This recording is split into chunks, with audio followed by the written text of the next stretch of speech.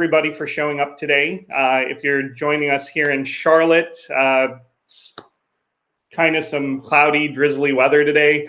So today seems like a great day to get your cyber on and join us for B-Side Charlotte. So thank you very, very much for showing up today.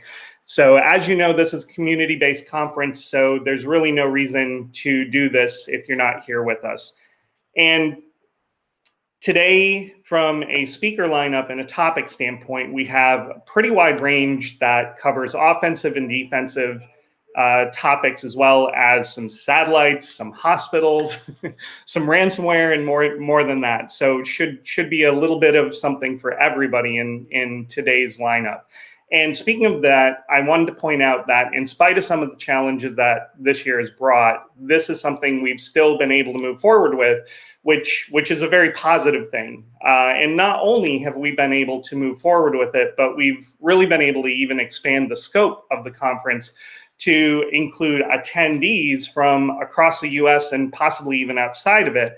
And not only that, but we've also had speakers submit from around the globe. And one of them is actually, it'll be a very, very late evening for them when they join us for their presentation Q&A. So we're very, very thankful to all of our submitters, as well as those who were selected. So a huge shout out and thanks for that.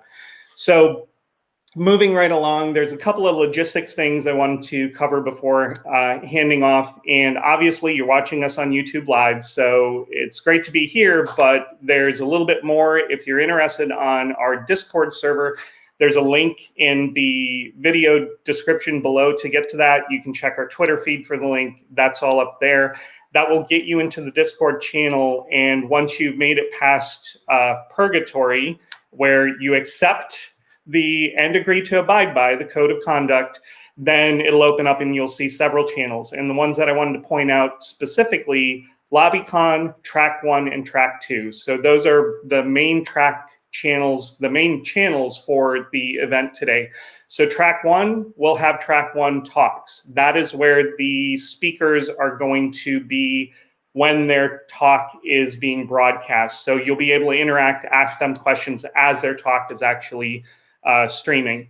And then the other thing to call out is the CTF. So we do have a great CTF today from one of our sponsors, and the CTF channel is open. You should be able to see that now in Discord. There, if you are planning on participating, you might actually click the little race flag that's going to pop up and talk to you about getting some extra roles and permissions for the CTF activities. And that's all the logistics for now. Hope everybody has a great time today. And with that, I'm going to hand things off to one of our vice chairs, Alex Hutton, for information about sponsors. Good morning, and thank you very much for joining.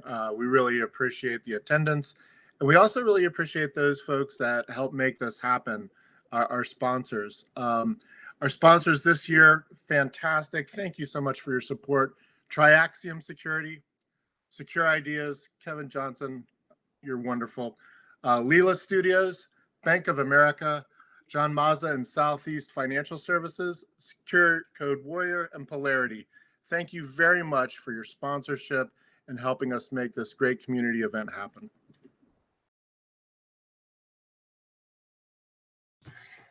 Hi, everybody. I'm Jeannie Rogers. If you don't know who I am, I run FoxPick, and we are so sorry to not be able to do a Lockpick Village today. I know a lot of you look forward to it, and we do too. But the good thing about this time that we had, FoxPick got to do a lot of improvements, and we've been working on new game, new tech, lots of stuff.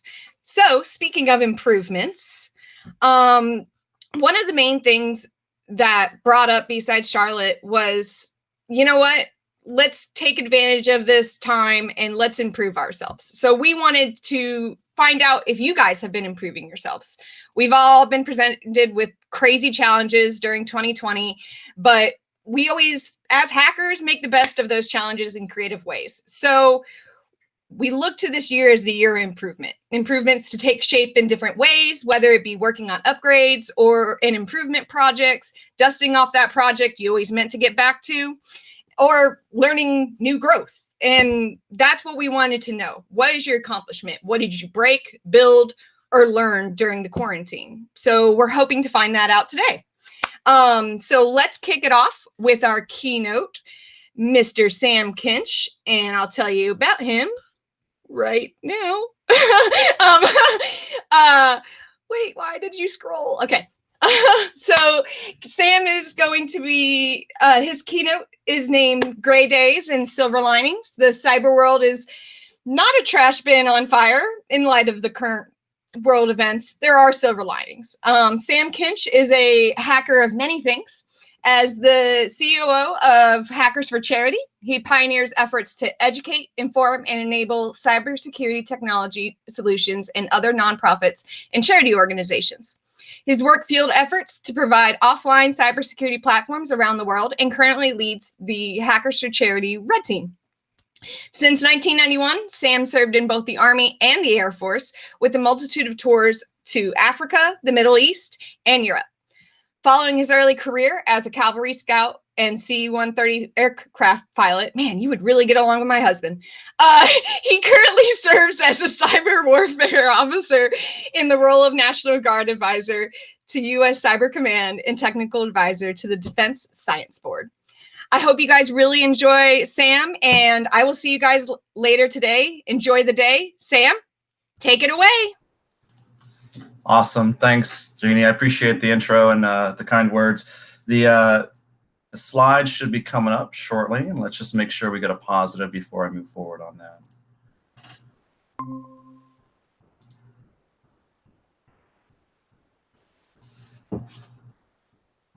All right. Alex or somebody else, can I get a thumbs up that we're good on the slides? We're good. Awesome. All right, fantastic. So this talk, even though we're virtual, this seems to be the name of the day for how we do business. So that's all fine. It's relevant, I think, and I think it'll apply to being both an awareness perspective for some of the things that I've been involved with most currently, as well as kind of looking forward, trying not to associate the bad stuff that's happening with gray days, but to look at the silver linings that are going to be happening and that are already happening throughout the world. So with that, let's get into the slides. It really helps to understand who I am. I'll just level set the playing field. I tend to hide in the background a lot when it comes to Hackers for Charity, and that's just the way I feel most comfortable. I like doing stuff. I like hacking. And in an ode to Johnny Long, I'm going to kind of play through a bunch of slides fairly quickly. I'm not going to have much detail on the slides, and I think this will get through at least the intro part. And then once you know who and where I'm coming from, it'll help kind of understand. You'll have a better clarity on my approach and why I'm talking about what I'm talking about. So absolutely, I'm a hacker by trade. I love this stuff. I've been doing it since I was a child. Most recently with Hackers for Charity, as you heard in the intro. I am a warrior when it comes to the military. I've been doing so for many, many years. I'm also a traveler, and courtesy of the military, they like to ship you off to random far places in the middle, in rare and places I probably will never go back to again. But those are good experiences, and they definitely helped mold who I am today. I'm a husband, my wife, 4 children as well, so I'm a dad, and that makes things very complicated, especially when they're all teenagers and below. And then I'm a Christian by trade and fundamentally by the way I do business. So I feel like that really does impress upon my life the decisions I make. How did I get to where I'm at today? 29 years ago, I started with the military. I started off with the Army. It was a tanks, Bradleys, overseas, Bosnia, Macedonia, Kosovo War, all that time, that crisis back then. But I didn't really want to stay in the Army. I wasn't married at the time, and it was a lot of fun. But then around 2002, I started looking into another career. I wanted to fly, but the Army wouldn't let me fly. So I switched over in 2002 to the Air Force. the Air Force provided me an opportunity to be a C-130 pilot. And I ended up flying for many, many years. And again, they sent me overseas, and I ended up in Africa, Middle East, Afghanistan, Pakistan, a lot of Iraq. And this was just in the 2005 timeframe. So not too long ago, but things have changed a lot since then as well. 38 was the number of years ago that I transitioned, I would say. I started gaining, I shouldn't say transition, but gained a love for cyber. So I transitioned at some point with the Air Force. I transitioned from being a C-130 pilot to being a cyber geek. And I started that when I was a child. I actually ended up taking a C++ class when I was in middle school, of all things. And I can reflect back on that, and I know that that was fundamentally where I started my passion for cyber. But the Air Force also had other opportunities for me. And so this is how I ended up getting into the cyber warfare arena. I was bracked. For those non-military, that means our base was shut down and you're forced to go find a new job some other place. Thankfully, in Delaware, they were standing up a cyber operations squadron. And that operations squadron is focused on offensive operations. So it was really awesome. And it really tied me to something that I loved. So now my military career and my love and passion in life were converging. This was really cool. This is also around the time, early 2000s or middle 2000s, that I met some fantastic people that drastically influenced my life. Folks like Rob Fuller at Mid-Atlantic CCDC, the National or the NSA Cyber Defense Exercise, Johnny Long at Hackers for Charity. These people played big parts in developing who I am. I also started red teaming with Raphael Mudge from Armitage, now Cobalt Strike. And so Raph and I became friends through that means. We've maintained that friendship since. And so that's really led to a lot of opportunities in being an advanced persistent threat team lead, working with folks like Don Hess and others that are within our military community, very avid on the red team, blue team side of the house, doing security assessments, yes, but really enabling younger generations as well as organizations to refine their processes and become better at defending our networks, which is fantastic. And it's a lot of fun to do. Then in 2008 timeframe is when I met Johnny Long with Hackers for Charity. But at the time he was working for Defense Cyber Crime Center. And that's where the tie started there. And I started volunteering and supporting and engaging with HFC. I ended up doing a lot more cyber. Whether it's one job or another, I stayed in the cyber arena on the military side, and then on the personal side, my passions and love as well. And for the record, I am a advisor, a National Guard advisor, which traditionally would mean that I am a part-time military member. But I've had the benefit of being full-time, even though I'm a National Guardsman, working for Cyber Command, working for the National Guard on all things cyber. And that's where I'm at today. So I'm the National Guard advisor to the commander of US Cyber Command. And I also work on the Defense Science Board on projects such as JICWA, which is the future of joint cyber warfighting. What is the architecture going to look like? How are we going to fight these battles and these wars from a cyber perspective more effectively with better technology, something that allows seamless interactions. Obviously, you throw in buzzwords like AI or ML. These are, these type of things are all being looked at as part of the solution. They're already being used, but are they the best way we're doing business? So fundamentally, that's who I am. That's where I come from. It wouldn't be a conference without starting off with Mitnick. So one of the things, this quote will kind of set the stage for some of those discussions we're going to have today. We talked about gray days. Well, when you look at hackers, there's been a transition, and we've seen this. I wouldn't say a transition within the hacker community, but hackers, they've gotten a bad rap, and we know that. A lot of the background fundamental work behind a hacker is breaking stuff. Unfortunately, what we've seen in the last year is a massive of breaking stuff of big businesses, state and local corporations, and federal government, to say the least. And it's becoming a big business. In other words, people are making drastic amounts of money, huge amounts of money doing this. There are actually regimes maintaining their regime status because they are conducting ransomware attacks and then sucking that money in to prop up those regimes. So what gray days are we talking about? When we talk in the last year, and I'm just going to look over the last year, we've had some significant hurdles. Obviously, with COVID, that is something that we can't underestimate. The impact it's going to have globally, the ability for it to influence what it's doing on our future, what it's going to do, and how it's going to impact our lives going forward. It's fundamentally a massive change to how we are doing business. And it's not just impacted the state, the local, the companies, the civilian organizations. I can tell you it's hugely impacted the federal government and the way we're doing business. The virtual nature, the teleworking, all that stuff is now forcing drastic changes into corporations' way of doing business. They're having to change their security mentality from every user's in the building to all of a sudden now you have all these remote systems, all these teleworking, Microsoft Teams, Google Meet, all those have been hugely refined in the last year.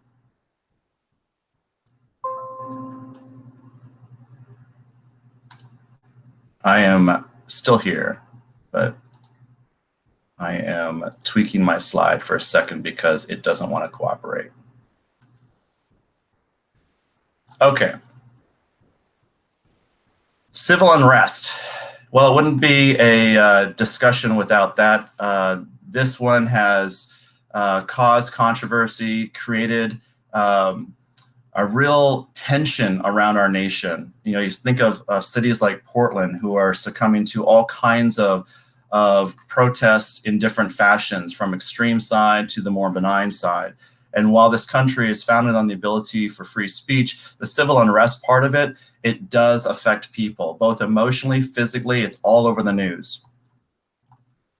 The political agenda of today. We have elections coming up in a month, and this is another aspect of the sensitivity where we see people modifying the way they're doing business. We see them placating to certain parties, regardless of what administration ends out either staying in power or taking over.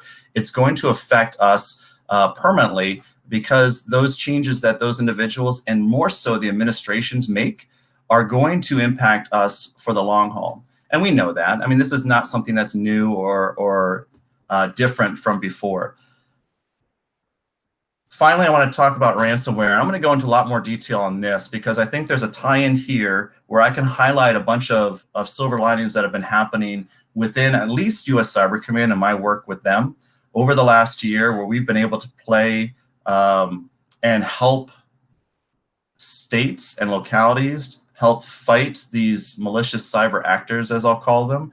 And those can range from local script kiddies who are taking advantage of that low-hanging fruit in states, or foreign nation states that are purposely attacking our country.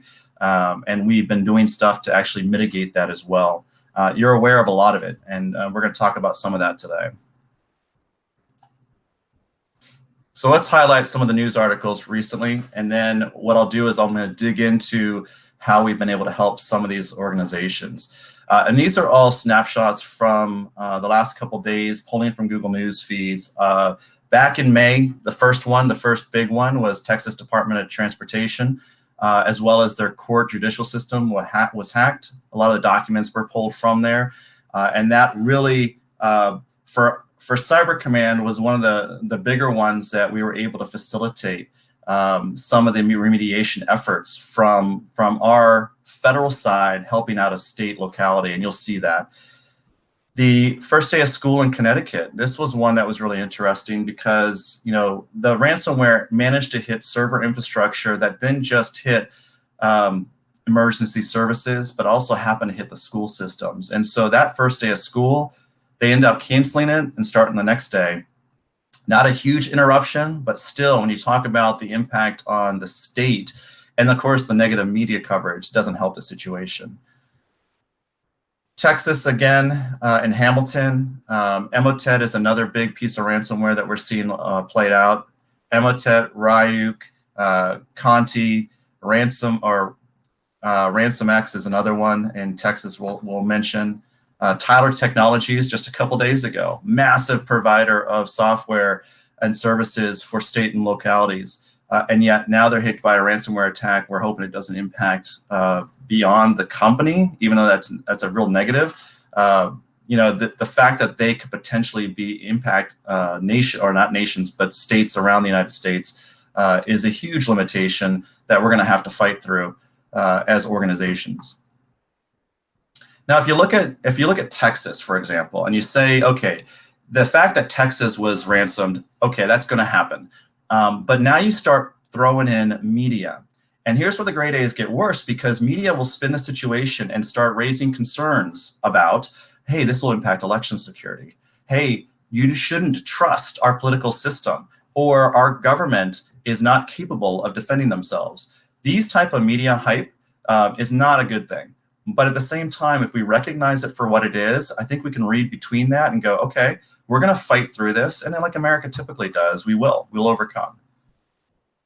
California, it doesn't just hit home in Texas or Connecticut, like I mentioned. California had 2 weeks of school shut down and delayed in Rialto because of disruption to their systems.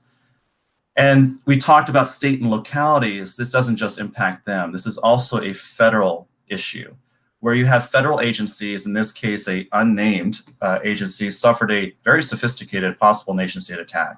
So these type of effects are not limited to localities within North Carolina or Texas or Washington State, but they are tied to federal issues as well. And our agencies, our federal government, is not immune to that. Just to talk severity and statistics, if you look at this, 47% increase in severity of ransomware attacks. And that's on top of the 100% increase from last year. So these type of things are not going away. In fact, I would say that they're effectively getting much worse. And as long as we keep that in mind, as we talk and have those discussions and have the meetings with our leadership and our discussions to decide where we're going to spend money, as long as we keep having those discussions and keep a level head during them, I think we'll be much better off and in much better position to be positive and find that positive outcome in the end. This quote is par for the course when you talk about ransomware. Ransomware attacks have tended to be ones that ransom the computer, lock down files, tell you need to pay money, and then if you don't pay the money, they either leave them locked up, or they'll burn down ineffectively in the virtual way the networks, or other ways of ransoming. What we've seen play out in the last few weeks has been a kind of a change in some tactics, where the ransom organization will impact a company or a state or a locality. They will exploit them. They will drop their ransomware on the system, but they might not encrypt files. We've actually had phone calls and been able to get copies of phone calls that were very interesting, that were from a paid-for-hire person on behalf of the organization that ransomed the state or the locality. Leave the threatening note and say, listen, you need to follow the instructions on your desktop. And then if you don't, then we're going to go ahead and we have your information and we're going to go ahead and release it. But they haven't locked down the systems yet. So they're trying to keep those organizations on the hook without completely locking them down and causing pain immediately. So it's kind of like a twist to it, where they keep that dangling threat above them in the hopes that organization will pay. And they really don't want to directly impact, because they want to immediately, because they do want to keep making money from you. The longer they can suck money out of your organization, the more they're going to dangle that carrot there. The way I see ransomware is really, it's become the TikTok of malicious cyber actors. The way they are actually doing business is so prevalent. And we've seen it play out not just, like I mentioned before, in the script kiddie side, but in the criminal actors as well as the nation state actors. They're all using it, and they're all using it very effectively. So this is where I'm going to put on my Cyber Command hat. If we if we just look at the negative side of things, that really brings us into a position of frustration, of tension. And I know that there's a lot of companies who are fighting back at this, pretty effectively. Malwarebytes, obviously, Bleeping Computer, other organizations, all the mainstream, McAfee's, Microsoft, they're all doing actually really great work in trying to overcome and defeat those type of actors. But like we know in cyber, things change on a dime. Within weeks, something shifted into a brand new derivative of the previous work. And so we have to be on our A game all the time in order to stay ahead of that actor, or at least stay on par with that actor. The Cyber 9-Line program was a means for Cyber Command to gain awareness for what's happening at a state level. And I wanted to bring this to your attention because a lot of people aren't tracking on this program. It's new. I started it in December of last year. I was involved in red team exercises out of New England. There's 6 states that conduct an exercise called Cyber Yankee. Pretty massive exercise, about 700 individuals, all military, are focused on training their defensive cyber operators in the Northeast to better their skill set in conducting everything from secure, protect type of ideas, where you're going into a network that's compromised, figuring out what's wrong, securing it, and then also trying to protect it and mitigate future infections. When I was at these exercises, and specifically the Cyber Yankee one, I noticed that there was not a means to pass information out of the state up to the federal level. And I'm concerned about the federal level. The state does a great job at usually doing remediation. In fact, those exercises really highlighted the share between localities or state level entities. There are representatives from DHS and FBI. A lot of times the state police will run the operations center or the fusion center within a state. Response actions within the state, albeit they're all over the place, are generally really good. Most states have some form of cyber disruption plan. Even if they haven't exercised it, just the thought process to have one and the ideas behind that is huge. That's a great thing. So the Cyber 9-Line program came about because when General Nakasone, who's the commander for Cyber Command, was looking across the nation, he was frustrated that he wasn't able to get information on state-level action, state-level incidents sooner. Cyber Command, from a mission perspective, has a responsibility to defend the nation. And that's not an internal thing. We rely on our partners, our mission partners like DHS, Department of Homeland Security, or FBI, or other sub-federal agencies like Defense Cyber Crime Center, and those organizations to help facilitate the internal incident response.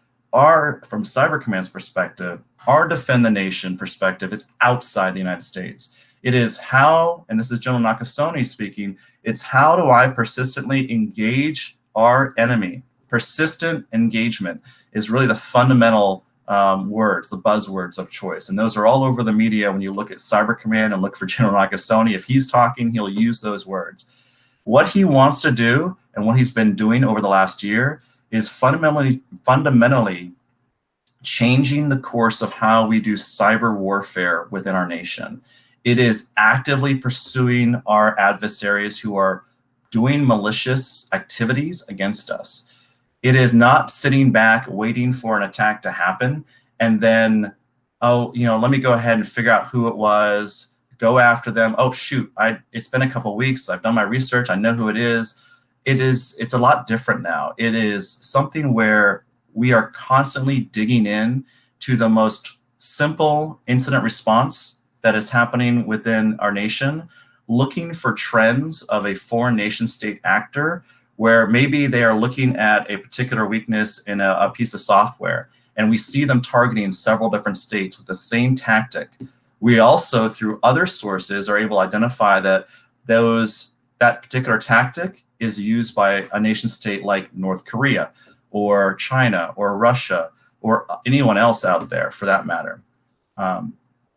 When we start putting those things together, those incidents and recognizing the trends, that leads us to pointing a finger at a malicious nation state who's targeting our country and going after us. And this is where Cyber 9line really plays its strength. We didn't really have a means to pull that information in quickly. Now, if you look at the Cyber 9line program, we are not trying to replicate what other organizations do. In other words, we're not trying to be the DHS for the federal government. We rely inherently that states are going to deal with things at the most local level possible. They're going to elevate things up and out of their state when they feel like they need help. And that's the way we should be doing business. Our nation is founded, our Constitution has a fundamental premise that we are very independently minded. In fact, if you look across our nation, there's 50 different states, there's a district, and there's multiple territories. Every one of those locations is unique and different in the way they stand up their operations center, their fusion centers, their exchange of information to who they're going to talk to. Maybe it's an ISAC, maybe it's their analyst in the state. Maybe the state doesn't like federal involvement, and they're very state focused, and they don't want any federal play. So therefore, they're not going to talk outside of their state about incidents. And that's really okay. What that's done for our nation is made it very difficult for malicious cyber actors to target one state and impact others, which fundamentally is amazing. That's a great strength to have. If an actor really wants to pursue our nation, they're going to have to go through a unique method, really, for every state that they want to attack. So the Cyber 9line program provides a means to gain information quickly from a state level. You see some of the bywords here of non-sensitive. We're not asking for the company that was hacked. All we care about from a cyber command perspective is what points us to the enemy. Foreign IPs, foreign domain names, the URLs that are that the implant is calling out to, pieces of the malware that were dropped on your system, information about the actor who's picking up the phone or the hired hand that's picking up the phone and making the ransomware threat. Those type of things are hugely beneficial for Cyber Command to look at that and take action on it. We're also bi-directional. This isn't a let's suck up your information and not give you any information back. One of the fundamental premises behind this is that as states, I say join the program, when they are able to acquire accounts for this program, without even sharing anything initially, we're giving them information that is Cyber Command from Cyber Command's big data platform. Our BDP, you'll have full access to, and then you can actually exchange, pull information out. You can exchange information with us via Cyber 9line, and we can start the conversations for how to remediate those type of the incident, whatever cyber incident that's happening right now within your state. And I say it's focused on the National Guard, and that's because there's over 4,000 National Guard across 54 state, district, and territories that live, eat, and breathe in those states. Those individuals are cyber trained, assigned to Cyber Command, and mobilized in support of those of Cyber Command's efforts. So they're trained to do those defensive and offensive missions, and therefore they're in a great position to actually have access and create a bridge between the state, National Guard itself, and the state leadership, the political leadership there, either the civilians or the contractors or even the governor themselves. It really helps to play out what the incident is. So if you look at an incident, I'll go through this really quick. Let's say an incident happens in the state of Hawaii, a mission element responds, a cyber task force might be stood up. These are not military specific. This is just the state and the way they're responding, whether civilians or military, it doesn't really matter. This is just an overview of how that might look.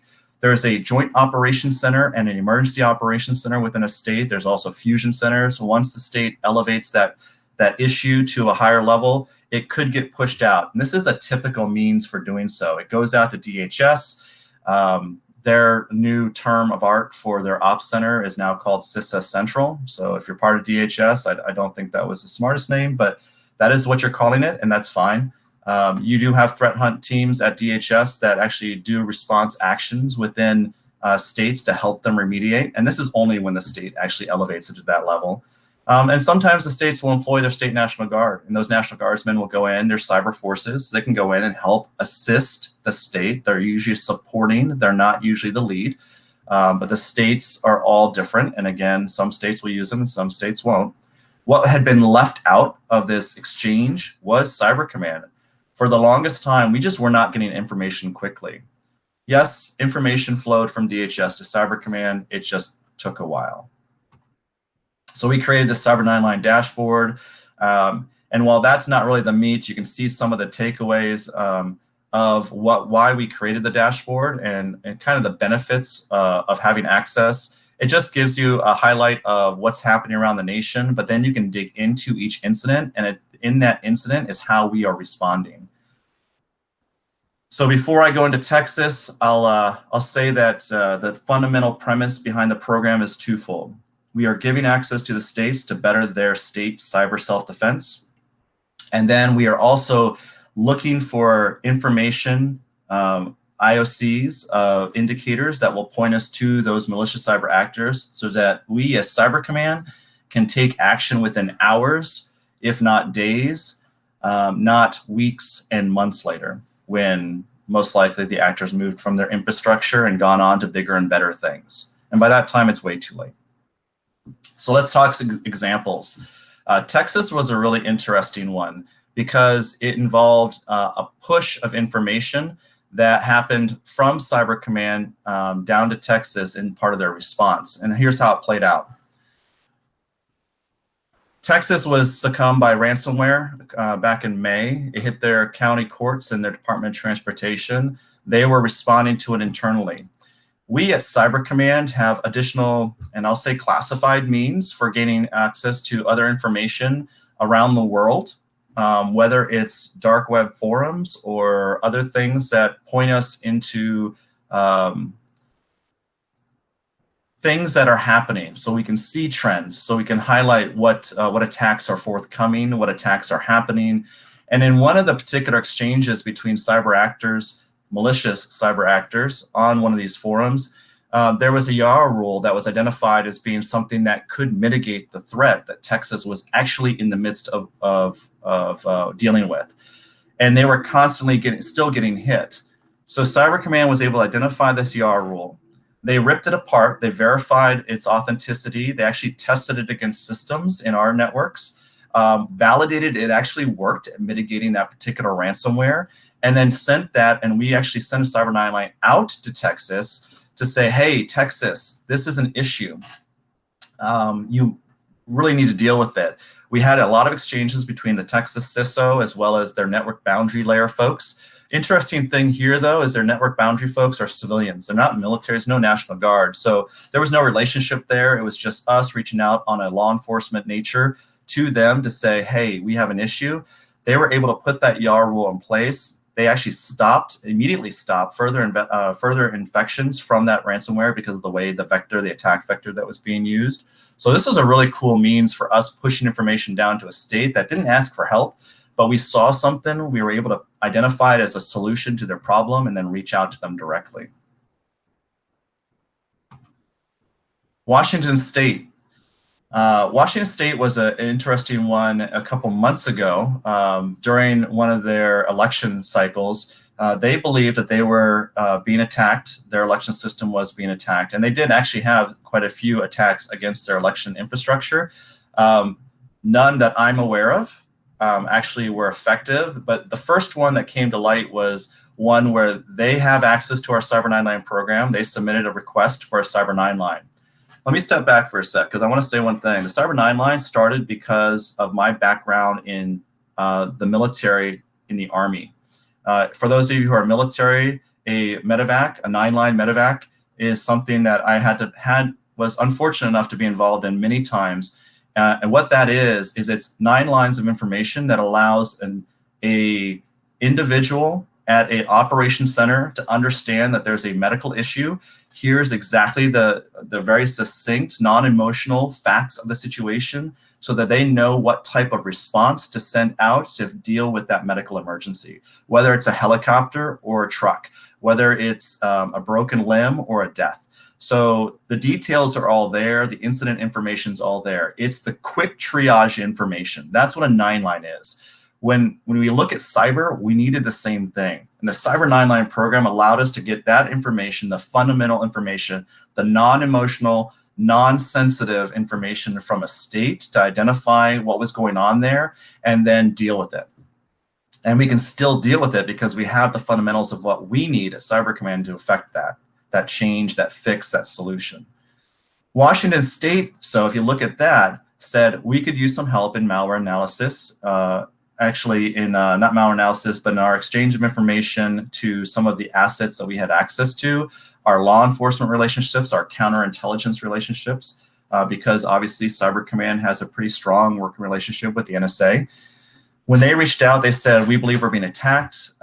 We did a lot of research on our end. We're able to push them back some clarifying indicators that then led them to ask their FBI counterparts who intervened, sent a request over to Amazon because the AWS stuff was being hosted in AWS. We're able to identify who the owners of that were. And then over the course of that process, they realized that this company was actually set up to do testing of their network systems, but nobody had informed the state that the source would come from that AWS instance, even though that organization was hired to test the election systems. So what was really cool about that was we saw within 24 hours a circle of life where we even saw the request from the FBI over to Amazon to sort out the information and realize that it wasn't a true attack on the Washington election systems. It was actually a test to validate as part of their normalized processes.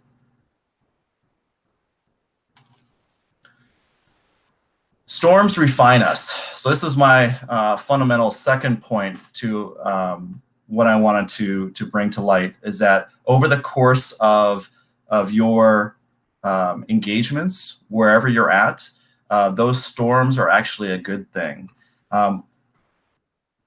Yeah, nice picture, but really what I want to play out here is I spent some time in Seattle where it rains all the time, where the environment isn't the nicest. It usually has a bad rap of being rainy, cold, damp, and drizzly. But the really cool secret to Seattle is that if you wait a week, the sun comes out, it's blue skies, and completely blue, not a cloud. Absolutely stunning sun. And then on top of that, you just look outside, you see the Olympic Mountains, the Cascade Mountains, Mount Rainier to the south, standing at 14,000 feet. It's huge and it's awesome. I also spent some time in Boulder, Colorado when I was younger. I lived there for almost a year. The storms there are completely different. Storms roll through, they hit there around noon, thunder, lightning for about an hour, and then the rains roll out across the plains. And you actually watch those clouds move away to the east. And it happens every day, but you know it's going to happen. And you know those storms are going to come. I think the big takeaway here is that even though Boulder, Colorado, Seattle, Washington are both different and unique in the way the storms are hitting, it doesn't matter. The sun still comes out at the end. The storms move away. They wash away all the filth, and it leaves everything clean. Not to say everything's going to be, unicorns and rainbows when it comes to how we're dealing with cyber. That's not what I'm trying to say. Really, I think you get the point that we're going to have storms. We have to face the light of the day, and we have to face them head on. We can't hide behind it. We just know that those storms will come. We plan for the best we can. We adapt as those storms roll through us, and then we overcome them. Connecticut, when we reflect on the Cyber 9-line program and what we did there, was another unique one. One of our teams here, similar to Texas, was looking in some locations across the internet and found that the admin credentials for the state of Connecticut Department of Health were compromised. And it was for their Department of Health, their actual systems, one of their admins for their state health department. We called up and put a Cyber 9-line in. We called up Connecticut. They validated that they were actually current and valid. But thankfully, it looks like that even though the sale went through on the particular forums we were watching, they had changed their password by then, and they never saw any effect from that. So being able to quickly identify potential threats against states really helped mitigate Connecticut in this situation. Virustotal. So I work with an organization called Cyber National Mission Force. They are a component of US Cyber Command. And over the last couple of years, you've probably seen VirusTotal and reflections of this in media, where our Cyber National Mission Force has released signatures of foreign nation states. This is part of a process we call Hunt Forward. And Hunt Forward is where that organization will send a defensive team out to a nation state that is being used by a malicious cyber actor, either as a pivot or some type of redirector, or just absconded with infrastructure there that they're using to just host their malware. It could be anything.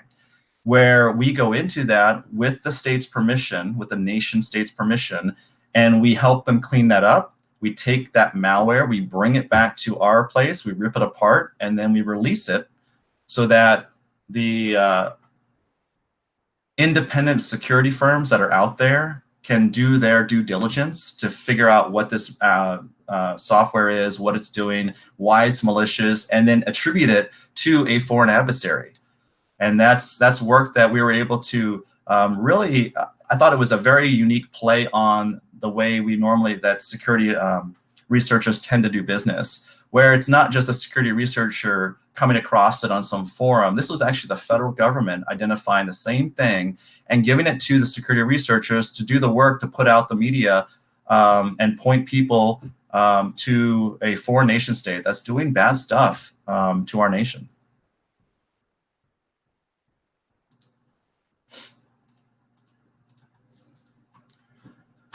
The last big point is all things get difficult before they get easy. And we talked about this in a few different ways, but I want to point out two examples for this. Hawaii has a cyber disruption plan, and their cyber disruption plan has been exercised in the past, but to their admission, it's not the most ideal. I think every state can reflect on their disruption plan and go, we'd like to exercise it more. And to Hawaii's credit, they have a very proactive team that's actively working to integrate the military because of the ties to our Pacific Command, as we call it, the nearness of them to North Korea and China and Russia. We think back to, and we have reflections of these Pearl Harbor, but you hear the cyber Pearl Harbor. They don't want to be that. They don't want to have that same issue again. And so Hawaii is coming up with has another exercise coming up in November where they're going to be proactively exercising our Cyber 9/9 program, but also refining their cyber disruption plan, tweaking it even more, integrating the agencies within that. We're working directly with the state CISO and others to make that happen. So it's a whole of state effort and a really good news story for one state in particular. Rhode Island is another one, and Rhode Island was an interesting one because of their and actually misspoke earlier, and I just want to be clear on this. Rhode Island was the one that had the Department of Health credentials being released. We worked with them on that. So the Connecticut situation, as I was referring to before, was actually one where ransomware owned their servers. And in this case, that ransomware affected almost 300 of those servers. We talked about the fact that it delayed school for a day. And we were able to assist them because they called in their National Guard. Their National Guard reached out to us because they were part of the Cyber 9/9 program. And they said, can you help us out? They were able to provide us foreign indicators as well as malware. And in that situation, it was about 20 hours later, we had 2 malware reports that had ripped apart their malware and were pointing them towards other indicators that they could use to defend themselves. On top of that, those malware reports, like any good report, will actually point you to where those files live on disk. So now you can see in memory and on disk where you need to go hunt out and root out that adversary. Plus, you can scan your systems for additional indicators that you might have. So like any good talk, what I want to do is leave you with 3 fundamental points. These will be quick, and this is the last little bit of my keynote. Fundamentally, failure is not falling down. You are going to fall down. You are going to have grade A's. It's the refusing to get up part that will keep you from succeeding. I think most organizations are very flexible when it comes to failure. As long as the person that's failing has the gumption and the motivation to get back up on their feet and keep going. Learn from their mistakes, attempt not to do them again, although being human, that's hard to do sometimes, and just keep going. Success doesn't always go to the strongest. It doesn't go to the smartest. It doesn't always go to the fastest. Rather, success comes from hard work, persistence, and an ability to work with others. Fundamentally, clear and concise communications matter, and it underpins your ability to nurture partnerships. And those partnerships, I would challenge you, could be outside of your locality, of your state, could be with the federal government, whereas the federal government gets scoffed at a lot of times with the "we're here to help." I would say that over the last few years, we've seen a drastic and highly reflective change of the federal government, and particularly Cyber Command, to engage the state and localities, help them rebuild when needed, help enable their self-defense, not trying to be overbearing or get in their Wheaties, but really trying to help them succeed. And lastly, agile creative thinking will enable you to adapt to your environment as it inevitably changes. This goes and reflects back to you will be succumbed by events, but as long as you persist, as long as you get back up on your feet again, you will overcome.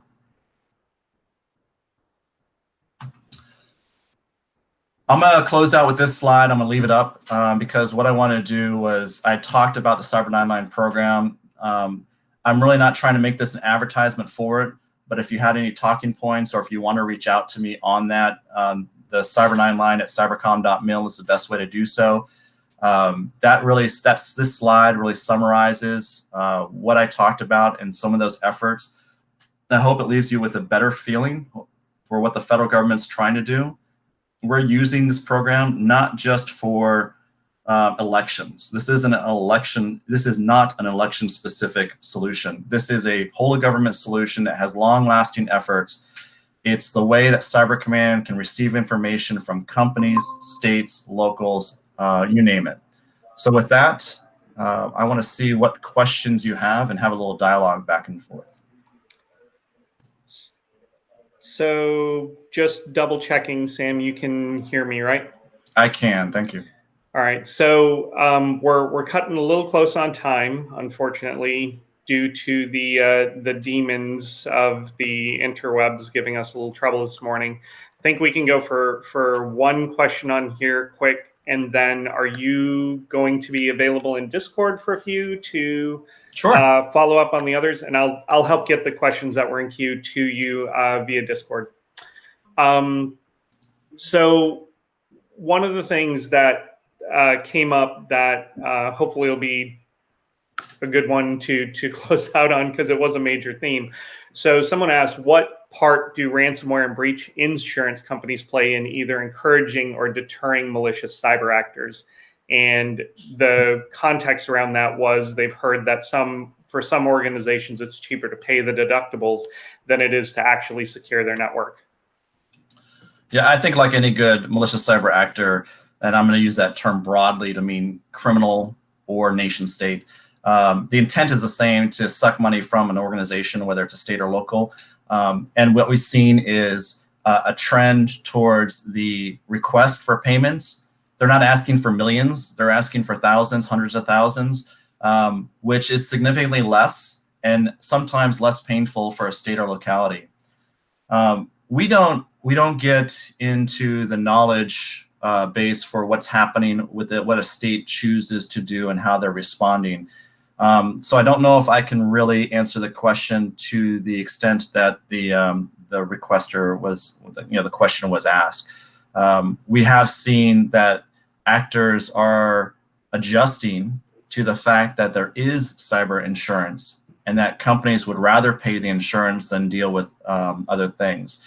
But we've also seen a lot of organizations and states, for that matter, not paying, even though they have insurance, not paying the ransom because they could see it as what we typically see in ransomware is either it's going to come in a different form or the malicious cyber actor is going to change their TTP, and instead of locking down their systems, they don't lock down their systems, but they threaten to, and then they validate their proof. So I think if the issue hasn't happened, I've seen the actor morph to a position where, because the cyber insurance won't pay out because the network hasn't been locked down, there's no actual result of the ransomware yet. It's just the threat and proof from the actor, that actors are manipulating the way and I say manipulate, they're actually changing their tactics to adjust to those, those rules and regulations within the payouts. Yes, they want their money, but when it comes to actually the payouts themselves, I don't think I have a better answer than that, unfortunately. Okay. Well, a huge thank you for the presentation and your time today. I was listening the whole time on the background to know when to jump back in. It was great material, and thank you for the overview and the insight. I think it resonates with a lot of the community here in the B-Side Charlotte group. So with that, Sam will be joining us on Discord for a little while to answer any of the other follow-up questions. I know there's a few outstanding, so we'll get to those. And just a couple logistical items as we're moving into the 10 o'clock timeframe. The first one is the CTF. So anybody who's participating in the CTF, they are going to be doing an overview of the CTF platform and how to use that platform in the CTF channel. So go over there, take a look at that. We've got some folks, if you're having trouble with that may be able to help you out. And then the final thing is there'll need to be a couple of minutes transition between us closing down the live stream here and getting going on the talk. So please just bear with us for a few minutes, and we'll be right back. Thank you so much.